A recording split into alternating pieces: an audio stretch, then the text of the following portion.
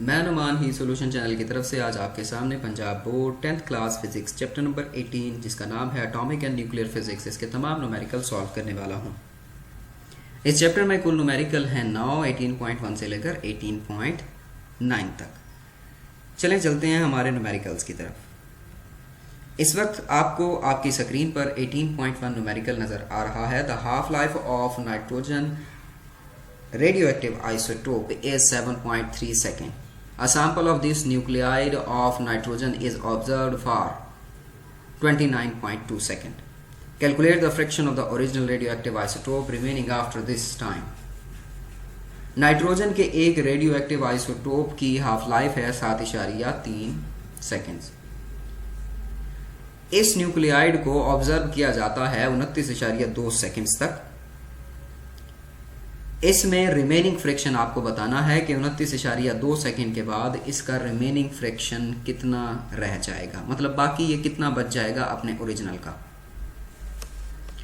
तो चलिए given data हम लिख लेते हैं। Half life of nitrogen nuclide is, यानी कि हाफ लाइफ के लिए टी सबस्क्रिप्ट 1/2 जो है वो मैं यहाँ पे यूज कर रहा हूँ। आपकी बुक में भी यही यूज किया गया है, ठीक है। तो ये जो है वो हाफ लाइफ के लिए यूज किया जा रहा है। अच्छा, ये हमारे पास है 7.3 सेकेंड, ठीक है। टोटल जो टाइम इसमें ऑब्जर्व किया जाएगा वो है 29.2 सेकेंड, ठीक है। जो चीज़ आपको फाइंड करनी है वो है रिमेनिंग फ्रैक्शन इसमें से, ठीक है, कि इस टाइम के बाद इसका जो रिमेनिंग फ्रैक्शन है वो कितना बाकी बचता है। कैलकुलेशन स्टार्ट करते हैं। हमें एक फार्मूला पता है रिमेनिंग फ्रैक्शन मालूम करने का, वो है 1/2 power tth of original sample. मतलब रिमेनिंग जो सैंपल है, जो बाकी बचने वाला सैंपल होता है, वो अपने ओरिजिनल का 1/2 पावर टी होता है, ठीक है। अभी हम देखेंगे, कंफ्यूज होने वाली कोई बात नहीं है इसमें। यहाँ पे जो टी है दरअसल वो नंबर ऑफ हाफ लाइव्स है, ठीक है। T for number of half lives. तो यहाँ पे सबसे पहले हम टी मालूम कर लेते हैं इसका कि कितना आता है। वो हम मालूम कर सकते हैं time divided by half life, ठीक है। Time divided by half life जब हम करते हैं 29.2 divide by 7.3 is equal to 4। 4 हमारे पास हाफ लाइफ आ जाती हैं, ठीक है। Number of half life is equal to 4। तो अब हम इसको क्या करते हैं, अब हम इसको उस फॉर्मूले में पुट करते हैं, ठीक है। टी की जगह पे अब आपको 4 नजर आ रहा है, ठीक है। तो यहाँ पे अगर टी पावर 2 पावर 4 है तो इसका मतलब है 1/16 ऑफ ओरिजिनल सैंपल आपका बाकी रहेगा, ठीक है। बाकी बचने वाला आपका इतना सैंपल होगा। आई होप कि ये पहला न्यूमेरिकल आपको समझ में आ गया होगा। चलिए चलते हैं अगले न्यूमेरिकल की तरफ। आपकी स्क्रीन पर 18.2। Cobalt 60 is a radioactive element with half-life of 5.25 years. What fraction of the original sample will be left after 26 years? Cobalt 60 radioactive element है जिसकी हाफ लाइफ है 5.25 साल। इसमें भी रिमेनिंग फ्रैक्शन ही आपको बताना है अगर ऑब्जर्व टाइम आपका 26 साल हो तब। चलिए कैलकुलेट करना स्टार्ट करते हैं। यहाँ पे हाफ लाइफ आपके पास है t 1/2 इज इक्वल टू 5.25 और जो टाइम है वो है 26, ठीक है। तो यहाँ से रिमेनिंग सैंपल या रिमेनिंग फ्रैक्शन आपको बताना है कि कितना होता है। कैलकुलेट हम करते हैं, फिर से हम वही जो 18.1 में फॉर्मूला यूज करके आए हैं वही यहाँ पर यूज करेंगे, ठीक है। Remaining fraction is equal to 1/2 power tth of original sample. तो यहाँ से t अब हम काउंट करने चले हैं। t यहाँ पे क्या है, नंबर ऑफ हाफ लाइफ, ठीक है, स्मॉल t। तो यहाँ पे नंबर ऑफ हाफ लाइफ के लिए आपने क्या किया था, time divide by half life किया था, ठीक है। तो 26 divide by 5.25 is equal to 4.9 approximately is equal to 5, ठीक है।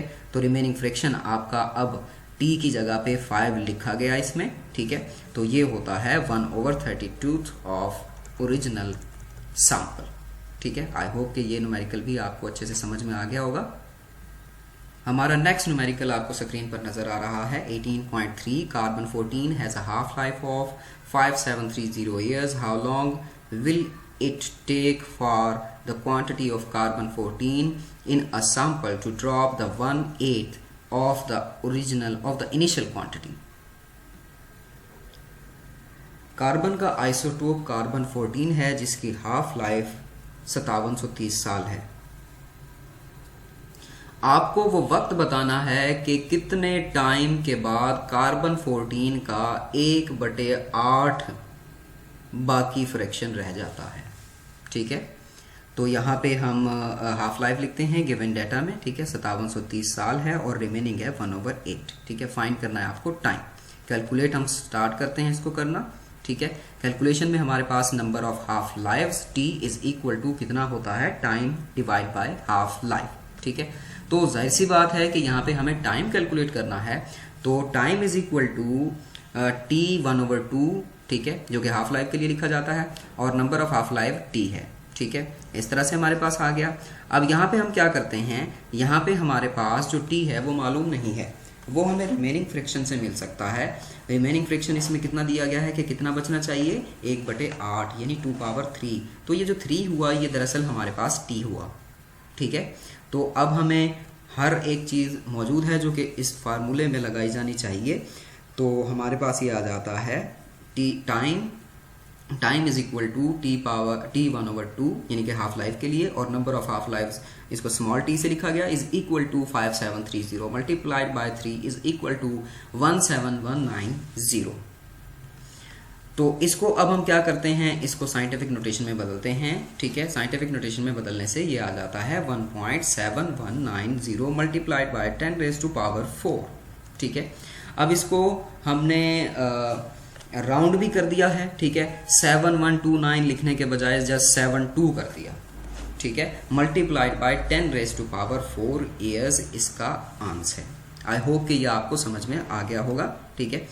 तो चलिए चलते हैं अगले न्यूमेरिकल की तरफ। नेक्स्ट जो हमारे पास न्यूमेरिकल है वो है 18.4 आपकी स्क्रीन पर, टेक्नीटियम 99M। ये दरअसल टेक्नीटियम का आइसोटोप है, is a radio active element and is used to diagnose brain, thyroid, liver and kidney diseases.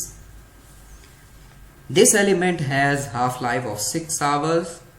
If there is 200 milligram of this technetium present, how much will be left in 36 hours? टेक्नीटियम 99M एक radio active element है जो कि इस्तेमाल किया जाता है diagnose करने के लिए थायराइड को, लिवर को और किडनी डिजीजेस को। इसकी हाफ लाइफ है 6 घंटे। अगर इसका 200 मिलीग्राम का एक सैंपल मौजूद हो तो ये बताएं कि 36 घंटों के बाद ये कितना बाकी रह जाएगा।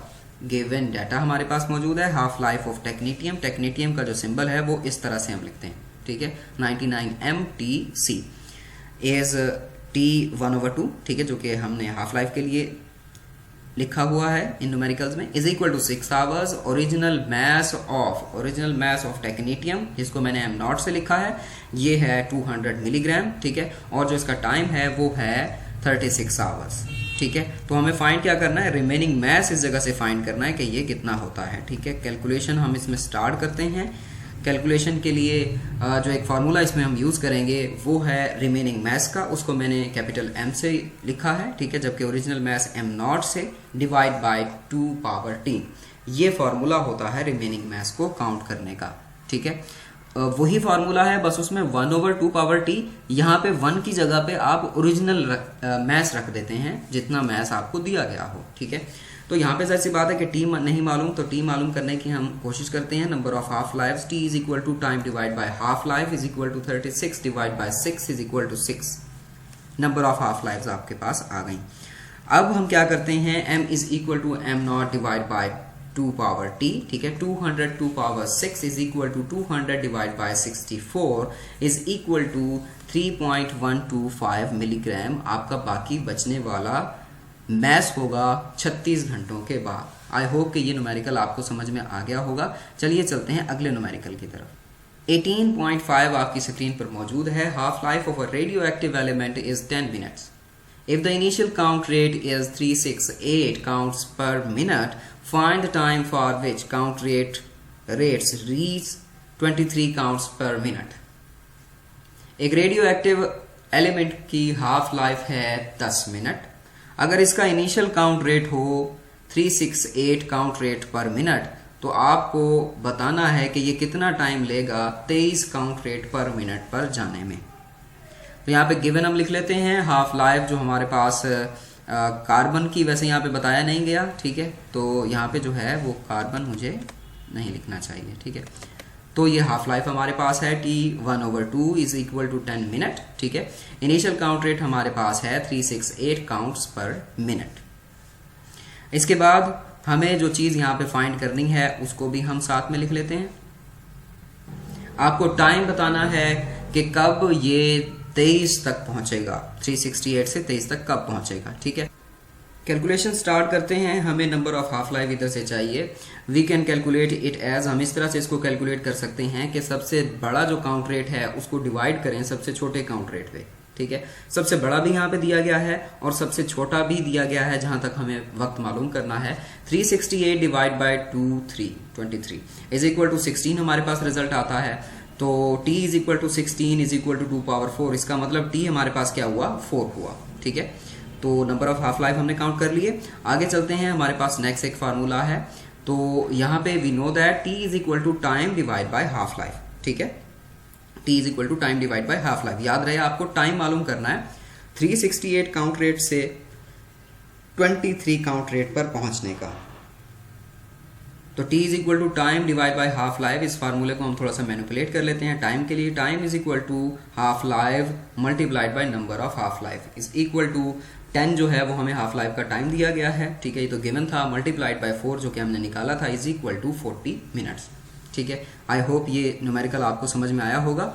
और इसका मैं एक अल्टरनेट मेथड भी आपको बता देता हूँ, ठीक है। ये तो एक तरीके से सोल्यूशन इसका हो गया। अब इसका दूसरे तरीके से सोल्यूशन भी देखते हैं कि कैसे वो आ सकता है। अल्टरनेट मेथड, गिवन डाटा तो वैसे ही लिखा गया जैसा कि उसको होना चाहिए, ठीक है।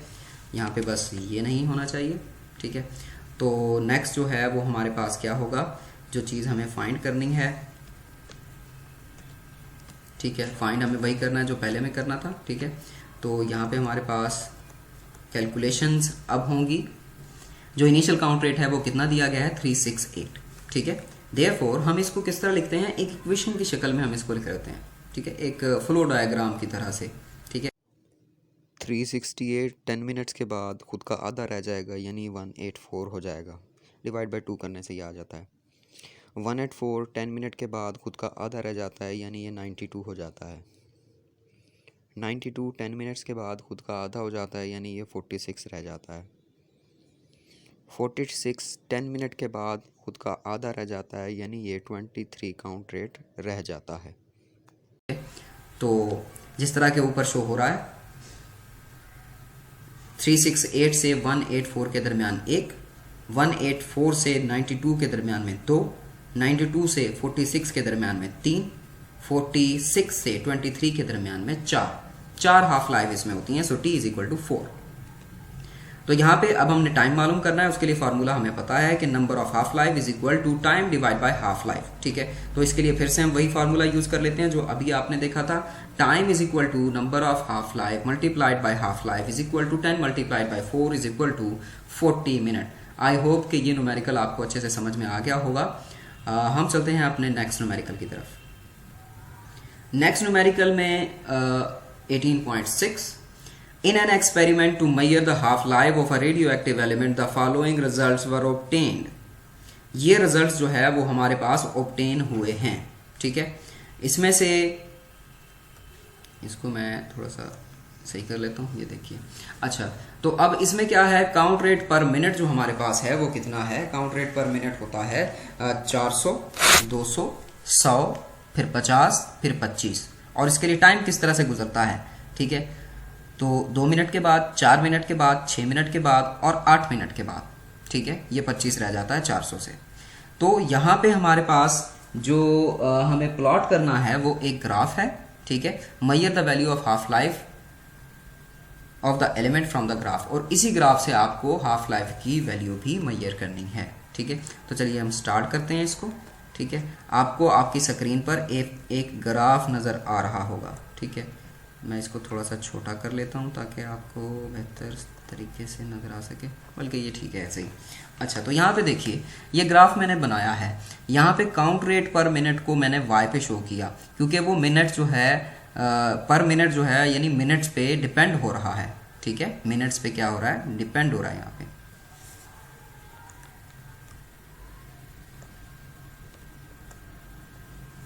और नीचे 0, 2, 4, 6, 8 ये आपका टाइम चल रहा है इधर, ठीक है।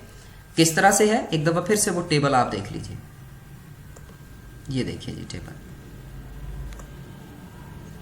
400, फिर 200, फिर 100, फिर 50, फिर 25, ठीक है, और टाइम 02468। यहाँ पे मैंने किस तरह से लिखा, ज़रा इसको देखिए। देखिए एक जो ग्राफ होता है ना, वो एक विजुअल इंफॉर्मेशन होती है कि एट अ ग्लेंस एक ही वक्त देख लें आप उसको और आपको आइडिया हो जाए डाटा के मुताबिक, ठीक है। तो आप इसमें जो वेरिएबल्स के दरमियान में डिफरेंस रखते हैं अमूमन, वो आप इक्वल रखें, ठीक है। कोशिश करें कि इक्वल रखें, जिस तरह के यहाँ पे रखा गया है, 0 के बाद 2, 2 के बाद 4। ऐसा नहीं है कि 2 के बाद 3 और फिर 4 और फिर 6 डाल दें हम, ठीक है। तो वो ग्राफ बनाने का सही तरीका नहीं है, ठीक है। तो यहाँ पर भी देखिए 100, 200, 300 और 400 क्या होता है यहाँ पे, ज़रा हम देखते हैं। देखिए इस जगह पे 2 मिनट में क्या होता है, काउंट रेट 400 से आ जाता है 2 पर, आ जाता है 200 पर, ठीक है। शुरुआत में क्या है, एक दफ़ा फिर से देख लें टेबल।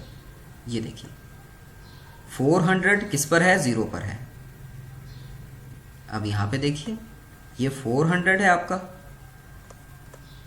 ठीक है, ये किस पर है, 0 पर है। फिर 200 जैसे ही काउंट रेट आपका होता है, मतलब 2 मिनट गुजरते हैं तो काउंट रेट आपका 200 हो जाता है। फिर जैसे ही 4 मिनट गुजरते हैं फिर काउंट रेट आपका 100 हो जाता है। फिर जैसे ही 6 मिनट गुजरते हैं आपका काउंट रेट देखें बिल्कुल 100 के बिल्कुल बीचों बीच में नहीं लगाया है, तो जो काउंट रेट है वो आपका 50 हो जाता है। और इसी तरह से जब 8 मिनट गुजरते हैं तो यहाँ पे देखिए कि ये जो लाइन है ये 25 पर तकरीबन आ रही है, क्योंकि ये यहाँ से लेकर यहाँ तक 50 है, ठीक है, तो ये 25 है। तो जब 8 मिनट गुजरते हैं तो काउंट रेट आपका 25 पर आ जाता है, ठीक है। आई होप कि ये आपको समझ में आ गया होगा। तो चलिए चलते हैं हम अपने मज़ीद कैलकुलेशंस की तरफ, ठीक है। इसमें हमें क्या मालूम करना है, इसमें हमें मालूम करना है नंबर ऑफ हाफ लाइफ्स, ठीक है। हाफ लाइफ का, बल्कि क्या कहते हैं, हाफ लाइफ का टाइम मालूम करना है, सॉरी, ठीक है। तो यहाँ पे क्या है हमारे पास, देखिए एक्स एक्सिस पर आप देखिए, क्योंकि आपको हाफ लाइफ टाइम होता है ना, ठीक है। तो एक्स एक्सिस पर देखिए, क्योंकि यहाँ पर ये टाइम है, टाइम इन मिनट्स है, ठीक है। तो एक्स एक्सिस पर देखते हुए ये पहले वाला ए पॉइंट है, ये दूसरे वाला बी पॉइंट है, ठीक है। हर एक पॉइंट ऐसा ही है, पहले को ए मान लें, दूसरे को बी मान लें, ठीक है। अगर 4A है तो 6B हुआ इसका, अगर 6A है तो 8 हमारे पास B हुआ इसका, ठीक है। अगर 0 हमारे पास A है तो B हमारे पास 2 हुआ, ठीक है। तो एक्स एक्सिस से हम B माइनस A करते हैं, ठीक है। कोई से 2 आप A और B इसमें से ले लें, ठीक है। आगे वाली वैल्यू B और पीछे वाली वैल्यू A। तो ये है 2 minus 0 is equal to 2, thus half life is 2 minutes from this graph, ठीक है। तो ये न्यूमेरिकल भी हमारे पास कंप्लीट हो गया। 18.7 आपको आपकी स्क्रीन पर नजर आ रहा है। A sample of certain radioactive element has a half-life of 1500 years. If it has an activity of 32,000 count rate per hour at the present time, then plot a graph of activity of this sample over the period in which it will reduce to 1/16th of its present value. एक sample है radio active जिसकी half life है 1500 साल। इसका count rate start होता है 32,000 से। तो आपको ग्राफ जो है वो ड्रा करना है अगर ये 1/16 तक डाउन हो जाए, मतलब अपनी वैल्यू का 1/16 रह जाए तब, ठीक है। तो आपको ग्राफ जो है वो इसका दिखाना है, ठीक है। तो हमारे पास इनिशियल काउंट रेट कितना है, 32,000 है, और हमारे पास हाफ लाइफ का टाइम यानी कि T1/2 कितना है, वो हमारे पास 1500 ईयर्स है। तो रिमेनिंग सैंपल हमारा कितना रह जाना चाहिए, 1/16 ऑफ ओरिजिनल रह जाना चाहिए, ठीक है। फाइंड क्या करना है, ग्राफ करना है। कैलकुलेशन हम स्टार्ट करते हैं, ठीक है। सबसे पहले तो ग्राफ के लिए हमें एक टेबल बनाना होगा। इससे पहला जो न्यूमेरिकल आपने देखा टेबल वहां पे बना हुआ था, लेकिन अभी आपको टेबल भी खुद ही बनाना है, ठीक है। तो चलिए ऐसा ही करते हैं। सबसे पहले नंबर ऑफ हाफ लाइफ हम निकालते हैं ताकि हमें ये पता लग सके कि जो हमारा एक्स एक्सिस है उस पर टाइम कहाँ तक जाएगा, ठीक है। उस पर टाइम जो है वो कहाँ तक जाएगा, उसके लिए हमें नंबर ऑफ हाफ लाइफ पता लगानी होगी। नंबर ऑफ हाफ लाइफ के लिए हम क्या करते हैं, रिमेनिंग सैंपल यूज करते हैं 1/16। 16 को आप 2 पावर 4 लिख सकते हैं। यहाँ पर जो पावर में 4 है वो दरअसल आपके पास t होता है, ठीक है। तो अब हम आसानी के साथ टेबल जो है वो ड्रा कर सकते हैं। काउंट रेट पर आवर है, ठीक है। ये कहाँ से स्टार्ट होता है? 32,000 से स्टार्ट होता है, ठीक है। फिर 16, फिर 8, फिर 4, फिर 2000 पर आ जाता है, ठीक है। यानी कि टाइम अभी कोई नहीं गुजरा, यानी कि टाइम 0 है, तो इसका मतलब है कि 32,000, 1500 साल गुजर गए तो ये आधा हो गया। मजीद 1500 साल गुजर गए, मतलब 3000 साल टोटल में से गुजर गए, तो 8000 पर आ गया। मजीद 1500 साल गुजर गए, यानी कि 4500 साल गुजर गए, तो ये 4000 पर आ गया। और मजीद 1500 साल गुजर जाने पर 6000 साल हो जाने पर ये मज़ीद आधा हो जाता है, 4000 का 2000 हो जाता है, ठीक है। अब इसका ग्राफ जो है वो हम ड्रा करने लगे हैं, ठीक है। आपकी स्क्रीन पर एक ग्राफ आपको नज़र आ रहा है, इसको थोड़ा सा हम ऊपर कर लेते हैं, ठीक है। ये देखिए जी, ये रिक्वायर्ड ग्राफ है हमारा, ठीक है। तो जिस तरह के मैंने कहा कि इसका काउंट रेट जो है वो या जो वैल्यूज़ हैं एक्स एक्सिस और वाई एक्सिस की, वो आप इक्वल रखते हैं, क्योंकि ये एक विजुअल इन्फॉर्मेशन होती है। एक ग्राफ जो है वो विजुअल इन्फॉर्मेशन है, एक एट अ ग्लैंस देखने में एक ही वक्त में आपको क्वांटिटीज़ के बारे में समझ आ जाना चाहिए, ठीक है। तो यहाँ पे हम क्या करते हैं, यहाँ पे देखिए जो हमारे पास टाइम है, टाइम को मैंने इस तरह से लिया है कि टाइम हमारे पास हो जाता है 0, 0 के बाद 2000, 2000 के बाद हमारे पास आ जाता है 4000, 4000 के बाद हमारे पास आ जाता है 6000, ठीक है। इसी तरह से जो काउंट रेट पर मिनट है उसको मैंने शो किया है 10,000, 20,000, 30,000 और 40,000, ठीक है। तो काउंट रेट पहला जो है वो कहाँ से स्टार्ट होता है? 32,000 से। ये देखें 30 के थोड़ा सा ऊपर 32,000, 32,000 कहाँ पर आ रहा है? 0 पर आ रहा है, ठीक है। 32,000 के बाद ये 16,000 पर आ जाता है, ठीक है। ये 10,000, ये 20,000, इसके दरमियान में यहाँ पे देखिए, ठीक है, यहाँ पे ये बेंड हो रहा है, ठीक है। इसका मतलब यहाँ पे 16,000 है, ठीक है। ये आप नीचे ग्रिड लाइन देख सकते हैं, ठीक है, ये इसी वजह से मैंने लगाई है। एक ये वाला और ये वाला जो प्लस बनता है, इसमें इस वाली लाइन को देखते हुए, यानी कि ये 15,000 वाली लाइन है और उससे थोड़ा सा ऊपर ये 16,000 हो जाएगा, ठीक है। और ये किस पर हो जाएगा? ये हमारा हो जाएगा बिल्कुल इसके बीचों बीच, ठीक है। इसको बीचों बीच क्या बनेगा? इसके बीचों बीच बनेगा 1500, ठीक है। तो 1500 पे 16,000। आगे चलते हैं नेक्स्ट, तो हमारे पास ये आ जाता है। नेक्स्ट हमारे पास ये बिल्कुल इधर बैंड होता है, ठीक है। तो नीचे आ जाएं 2000, 3000, इस जगह पे 3000 आता है, 3000 पे ये 8000 हो जाता है, ठीक है। नेक्स्ट हम चलते हैं आगे, तो यहाँ पे देखिए कि ये यहाँ पे बैंड हो रहा है इस जगह पे, ठीक है। यहाँ पे जब ये बैंड होता है तो कितना है हमारे पास? 4500। 3000 के बाद 4500 साल गुजरने पर ये हमारे पास 4000 हो जाता है, ठीक है। और उसके बाद मजीद 1500 साल गुजरने के बाद 4500 से ये हो जाता है 6000, ठीक है। और काउंट रेट आपका आ जाता है 2000 पर, ठीक है। आप देख सकते हैं ये यहाँ पे ये 2000 बनता है इस जगह पे, ठीक है। तो इस तरह से आप जो है वो ग्राफ को आसानी के साथ ड्रा कर सकते हैं। आई होप कि ये आपको अच्छे से समझ में आ गया होगा, ठीक है। काउंट रेट यहाँ पे आप जैसे दिए गए हैं वैसे भी ले सकते हैं, ठीक है। तो सिर्फ टाइम पर, क्योंकि 1500 का गैप है, ठीक है। तो 1500 का गैप क्योंकि बराबर बराबर गैप है, तो यहाँ पे आप ले सकते हैं इसी तरह से, ठीक है। जबकि आप वाई एक्सिस पर इस तरह से नहीं ले सकते, ठीक है, क्योंकि जो गैप है वो बराबर बराबर नहीं चलता।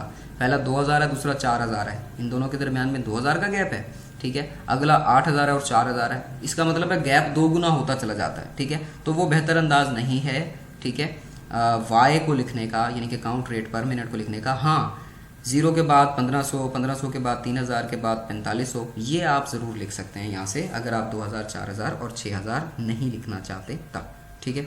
आई होप कि ये न्यूमेरिकल आपको समझ में आ गया होगा।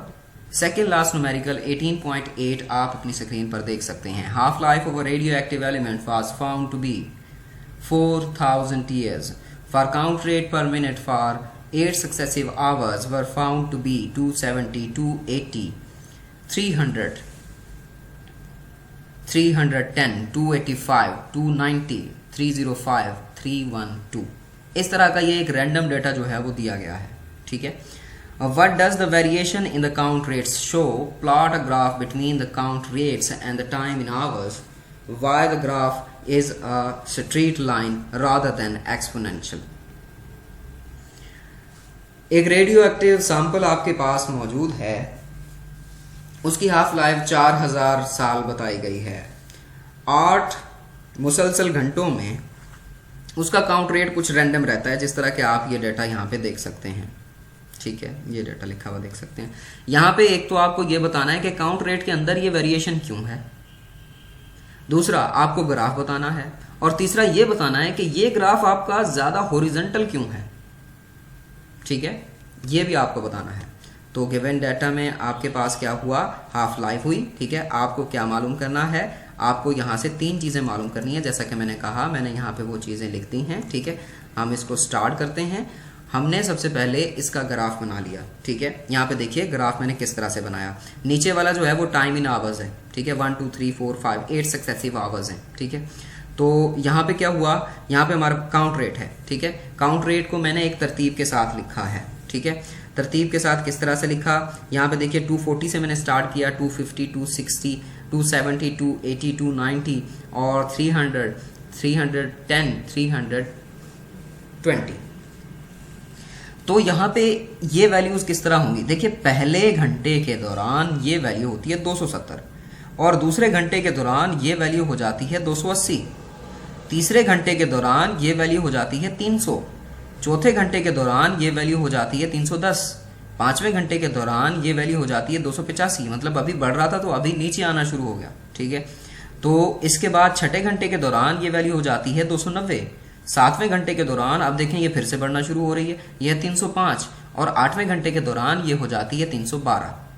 ठीक है, तो इस तरह से ये ग्राफ जो है वो हमने यहाँ पे शो किया है। ठीक है, मेरे सहूलत के लिए आपके सामने यहाँ पे ये भी नंबर भी लिख दिए हैं, 270, 280, 300, 310। ठीक है, ताकि आपको ये आसानी के साथ समझ में आ सके। निहायत सिंपल ग्राफ है। अब इस ग्राफ की तरफ अगर आप देखें तो ये ज्यादा फैलाव इसका एक्स एक्सिस में है, दाएं से बाएं जानिब इसका फैलाव ज्यादा है, ऊपर नीचे इसका फैलाव इतना नहीं है।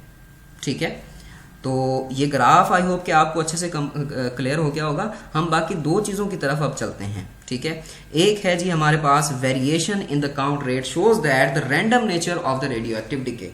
रैंडम नेचर है रेडियो एक्टिव डिके की, मतलब कभी वो जो डिके हो रहा है ज्यादा हो रहा है और कभी वो डिके कम हो रहा है, इसी वजह से वेरिएशन है। ठीक है, दूसरे का भी जवाब हो गया। तीसरे का जवाब, graph is almost horizontal line rather than the exponential curve which is due to the long half life as compare to the period of 8 hours. ठीक है, यहां पे देखिए जो हाफ लाइफ है वो हमारी लॉन्ग है। लॉन्ग किस तरह से, यहां पे लॉन्ग हमारी हाफ लाइफ है 4000 साल, उसके मुकाबले में जो हमारा सैंपल का टाइम है वो घंटों के हिसाब से है। देखिए यहाँ पे देखें टाइम आवर्स में लिखा हुआ है, घंटों के हिसाब में। इसका मतलब है कि टाइम हमारे पास, सॉरी हाफ लाइफ हमारे पास वो बहुत ज्यादा लॉन्ग है। ठीक है, एज कंपेयर टू टाइम, सालों के हिसाब से हाफ लाइफ है और घंटों के हिसाब से उसका ऑब्जर्वेशन टाइम है। इसी वजह से हमारा जो ग्राफ है वो हॉरिजॉन्टल बन रहा है, ना कि एक्सपोनेंटल टाइप बन रहा है। ठीक है, आई होप कि ये न्यूमेरिकल भी आपको अच्छे से क्लियर हो गया होगा। चलिए चलते हैं इस वीडियो के लास्ट न्यूमेरिकल की तरफ। लास्ट न्यूमेरिकल 18.9 18 चैप्टर का, ashes from a camp fire deep in a cave show carbon 14 activity of only 1/8 the activity of fresh would. How long ago was the camp fire made.